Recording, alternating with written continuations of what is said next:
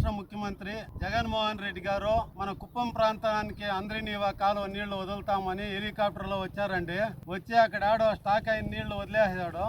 నిన్న 11:30కి అట్లా వదిలింటాడు అనుకుంటా. రాత్రి 10:30కి తీరా నిలిచిపోయింది. ఎందుకండి ఈ మోసాలు? జనాల్ని ఎందుకు మోసం చేస్తారు చెప్పండి?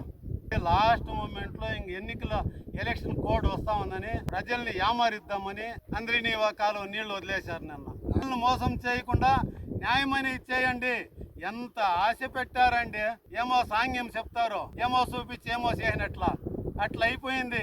నిన్న నీళ్లు వస్తా ఉన్నాయని చెప్పి ఓని రాత్రి అంతాను కాలువల మీదంతా కొందరు జై జగన్ అనేది, కొందరు పొట్టేళ్ళు నరికేది, వాళ్ళ ఇది చూసేకొని కెలగేయకొని ఒకడు పత్తాలే.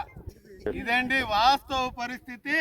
ఇదే అందరినీవా కాలువ నాసిరకం పనులు చేసి గబగబాని వదిలేశారు. నిన్న సీఎం ఇడిచిండే నీళ్లతో కూడా ఆ సిమెంట్ పెరుక్కొని పోతే అప్పటికప్పుడు ఆ రాజపేట దగ్గర వేసినారు.